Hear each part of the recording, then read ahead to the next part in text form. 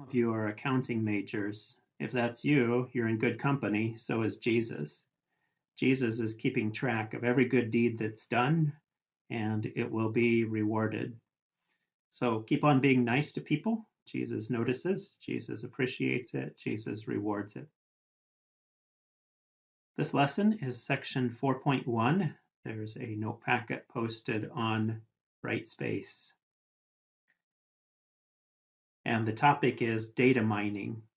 So mining is when you dig in the ground and try to sort out something valuable. So you have this big pile of ore that you've dug up, and you're trying to sift out the gold or diamonds or whatever. In statistics and analytics, data mining refers to the fact that it's really easy these days to collect huge amounts of data, but then it's harder sometimes to find something usable for a business purpose in that data. So this is mainly happening because of technology. When you do online searches, say for stuff that you're thinking of buying, you view or listen to streamed media content on YouTube or Spotify or something, or even when you just access public Wi-Fi, information about you is collected. So where are you? What type of computer or phone are you using? Have you searched for these things before? What have you searched for? And then if you're on an account, like a YouTube account or something, then the Google or search engine company is also probably tracking some demographics that you gave them a long time ago, your age, gender, income, education level, things like that. And so it's pretty easy for a website that you visit to collect information like this, where they might have ages of people, sex or female or not, income, are you married or not, how many kids do you have, and then do you have a particular type of loan, do you have a particular type of mortgage, and so on. What's this all for or good for? Well, internet sites want to tailor their advertising. So if you ever use somebody else's computer and gone to sites that you're familiar with, their screen may look different than yours. You're seeing advertisements for sportswear or something, and they're seeing advertisements for travel, depending on what kind of usage the computer has had before. And through data mining, the company is going to attempt to identify what you might be interested in and then show you ads for those particular products. Typically in this kind of data mining, there's a clustering involved. So the company can't have an individual ad for every single customer, but it will look at characteristics that you have and then find other customers that have similar characteristics and group you all together and then have an advertisement for that particular group. So here's an example where the ages and the incomes have been used. There are actually points have been plotted with age on the horizontal axis, income on the vertical axis. And so you get all of these points. And then perhaps a clustering algorithm will put the individuals into a blue group, a green group, and a red group. The colors, of course, are just for convenience in identifying. But basically, the clustering has found a young and low income group. Sorry, that's the way kind of life kind of is. And then there's a older and low income group, but also an older and higher income group. Typically, people's income goes up as they get older.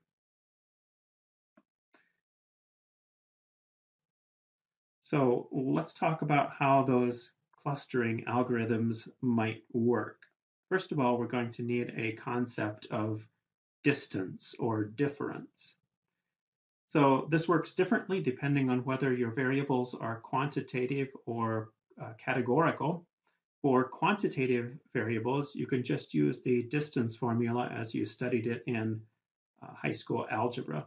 So for example, if I use the age and income variables, and I have one person age 23 with this income, another person age 36 with this income, and I ask how different are these two individuals, then I use the distance formula and crank out that, oh, they are 901 units apart.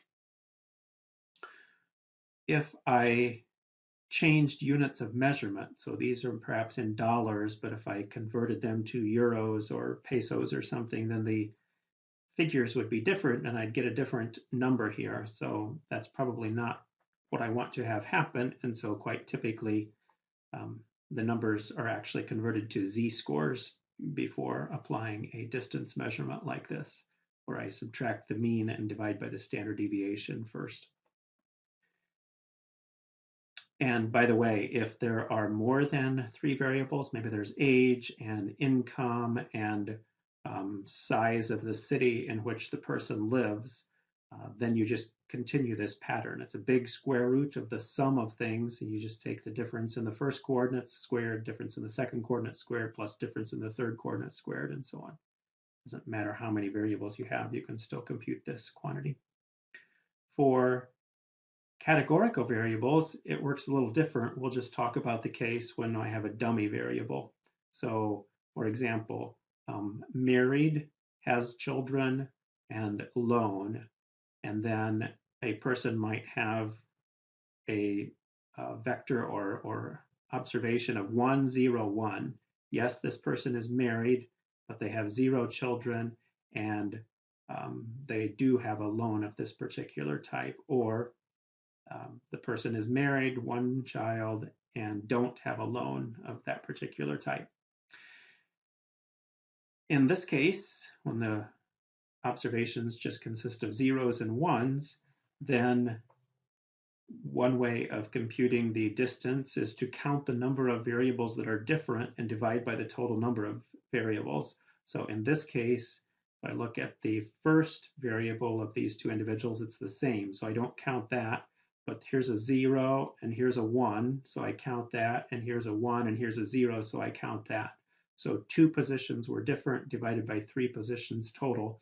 And we can say that the distance between these two observations is 2/3.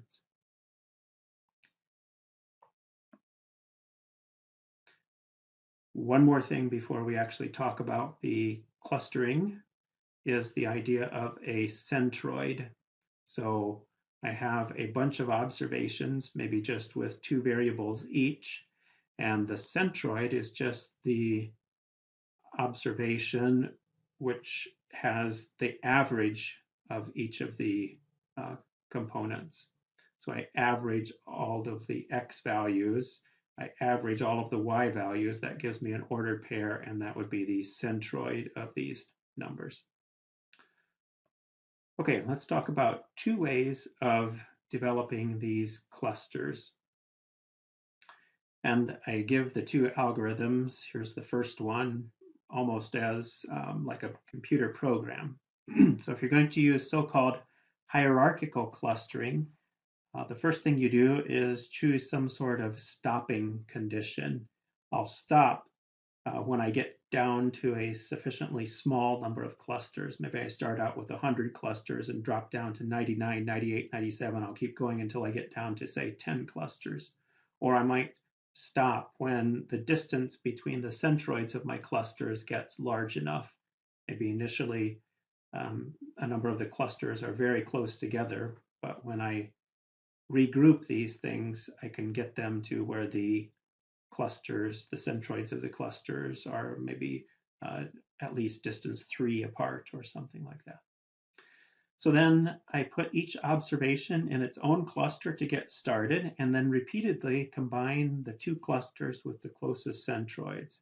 Do it again, do it again, do it again, do it again, always combining the 2 currently closest clusters, and then until I get to the stopping condition. On Brightspace, there's also a image file posted, and what that's going to show is this process of combining clusters. So I'll try to talk along with the image. Here are 6 clusters, those are the closest, so they're combined. Those are the closest, so they're combined. Those are now the closest, so they're combined. Those are the closest, so they're combined. Now these are the closest, so they're combined. And these are the closest, so they're close. So I went all the way down to 1 cluster here. Let's just watch that happen again. Each time identifying which are the 2 closest clusters and then putting them together.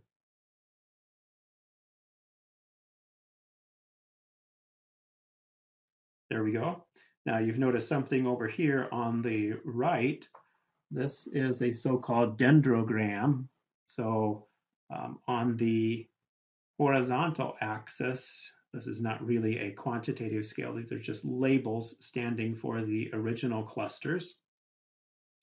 And every time, and then we think about moving up in time as time goes, we move up on the graph.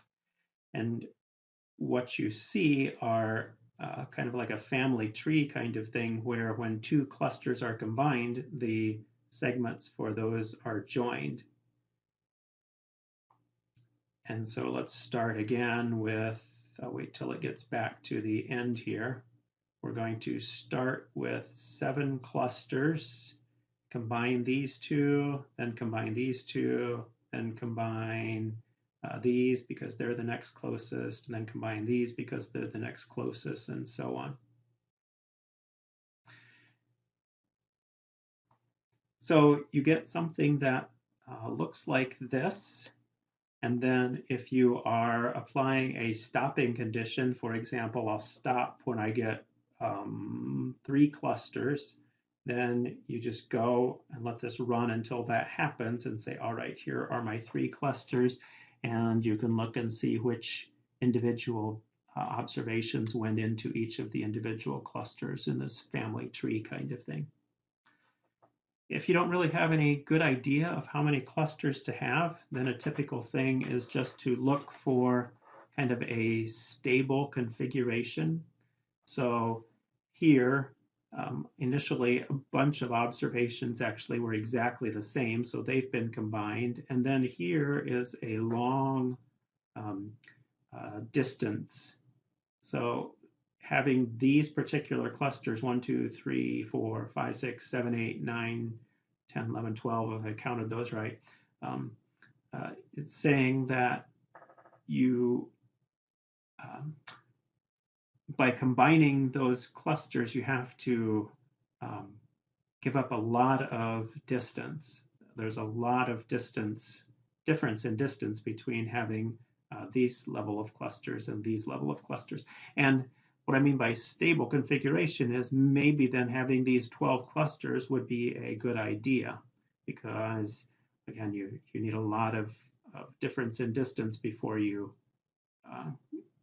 can achieve anything. Whereas if you have 1, 2, 3, 4, 5, 6, 7 clusters, then you see you don't have to move things or change things very much until you get a reclustering. And on this picture here, this distance is marked as if maybe 3 clusters for this example would be a good idea. So you're looking for large gaps here between reclustering to indicate what a good choice of number of clusters might be. The other kind of algorithm that we'll talk about works differently. It's called k-means clustering. In this case, first of all, we'll start by deciding what positive integer we're going to pick for the final number of clusters. Maybe 7 means clustering. So I decide ahead of time for whatever reason, and I'm going to put these observations into 7 distinct groups. You start out just by assigning each observation to exactly 1 cluster. However you want to do that, maybe you have a predetermined guess or a good idea, or if nothing else, you can just do it randomly. And then you repeatedly do the following. You calculate the centroid of each cluster, and then you go and place each observation in the cluster that has the closest centroid to that observation. Well, that changes the clusters, the observations within each cluster, and so then recalculate the centroids, reassign observations, recalculate centroids, reassign observations, and do that until no observations change anymore, and this process just stops. Here is a picture of that happening. So I start out by assigning these observations marked in red in one cluster and these in yellow, marked in yellow in another cluster. The colors don't go with the observations, it's just identifying which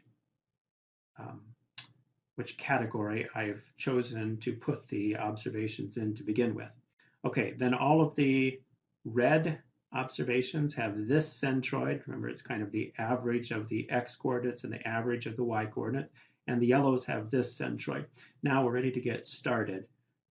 Things like these observations are yellow and they're closest to the yellow centroid. So in the next stage, they will not change.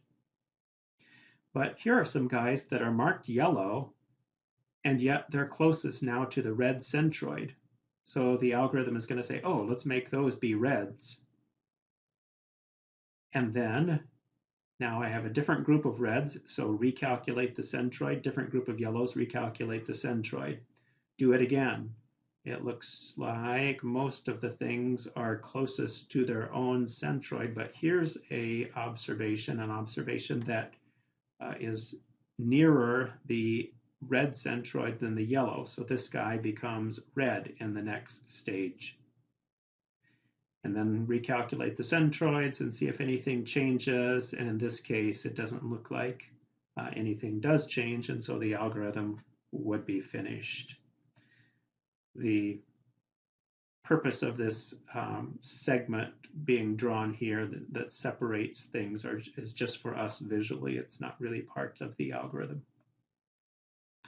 That may not look so useful or interesting or powerful, but let's look at another example if I zoom in here a little bit.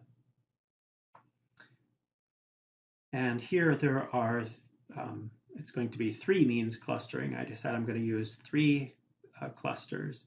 So I start out maybe by saying, okay, here are some kind of brownish looking things that I'll group together, and I'll call this group here blue and this group here green. And we let this thing run, next stage, next stage, next stage, and so on.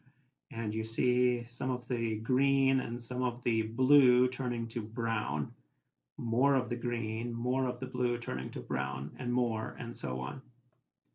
And by the time it finishes, now here are browns, here are greens, here are blues. That's probably what you would have done to begin with if the vectors or observations hadn't been colored to begin with, because there's, from their physical positions, clearly here's kind of one group, here's another group, here's another group. But the algorithm didn't look at things that way. It just blindly followed this k-means clustering. Now, you might say, well, why do that at all? Why can't I just look at the picture and circle these? Well, in this case, realize that the observations only had 2 components, like age and income. In real life, you may have observations that have 15 or 50 components. And so you can't draw graphs like this. You can only draw 2-dimensional graphs, not 50-dimensional graphs. But the algebraic method that we've described still works. Plus, there may be, instead of 100 observations, like maybe in this picture, there might be millions of observations. And so being able to do this on a computer is a very useful thing to do. And we'll stop there.